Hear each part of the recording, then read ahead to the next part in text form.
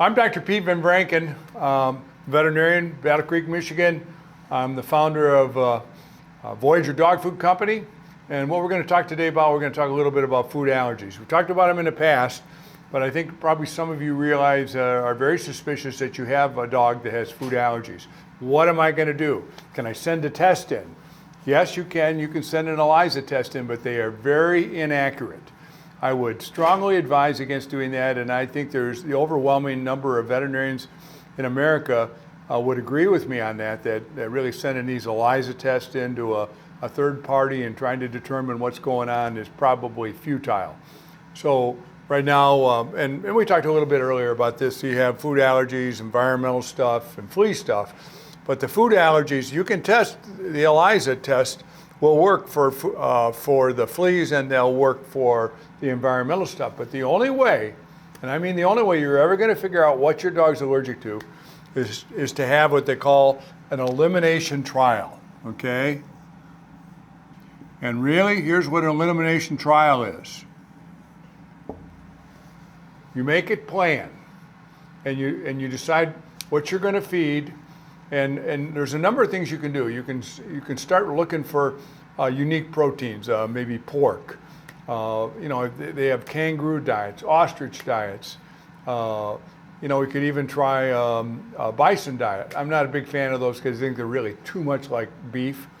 But an elimination trial means that you're going to limit what that dog eats for at least 2 months. And I'm not talking about just dog food. I'm really talking about dog food and treats, okay? And what you're going to have to do, you're going to pick a food out you want to try, and I strongly suggest that you either use that dog food for treats or you can use things that are very unusual for dogs to be allergic to. And I've often talked about this, apples, bananas, and carrots. These are all things that have very low protein in them. And so what you're going to do is you're going to use them as the treat for your dog. You feed it for at least a month, maybe a month and a half. Okay, and then you try to determine whether your dog's ears or whether your dog's GI signs are better after you've been on an elimination trial. So how long does the elimination trial take? Probably at least 6 weeks.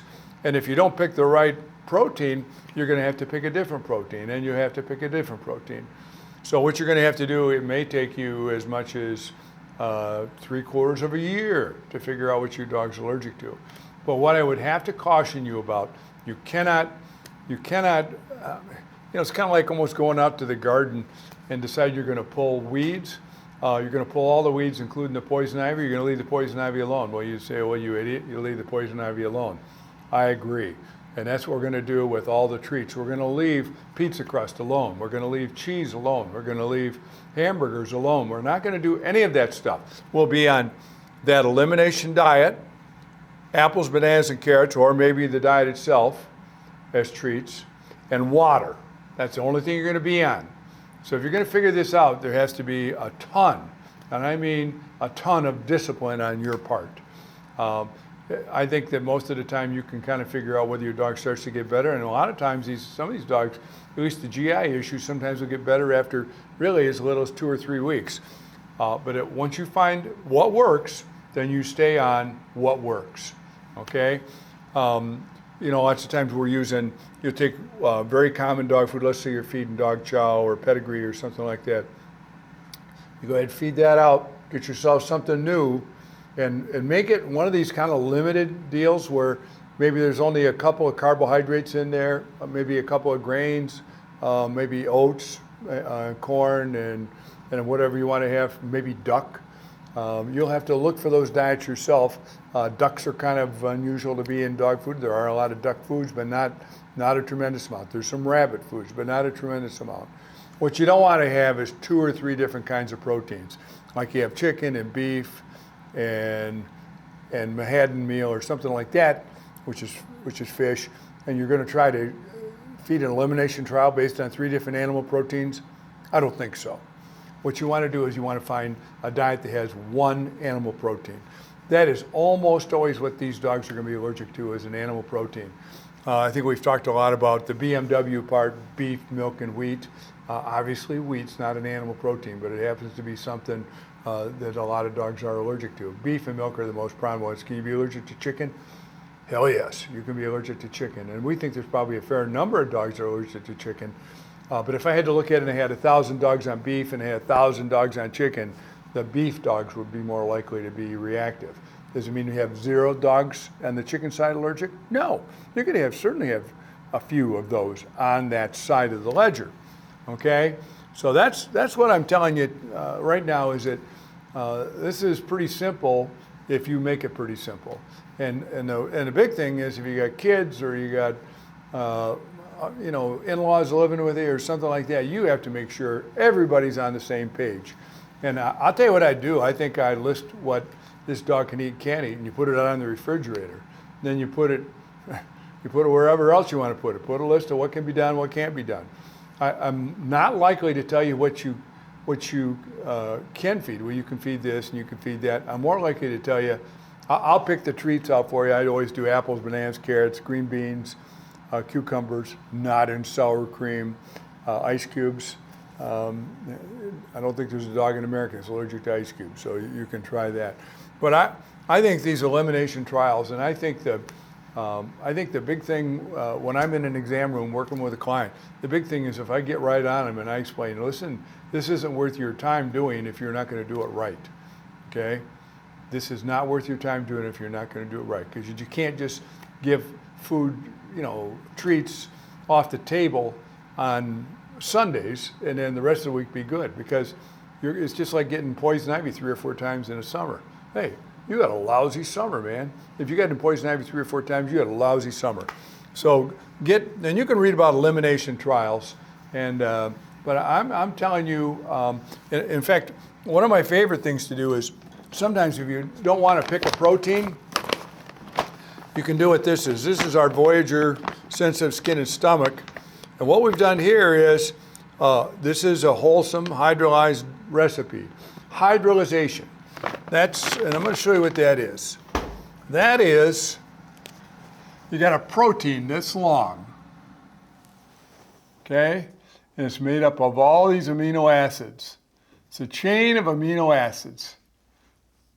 And when the body looks at that protein, it says, I don't really care for you.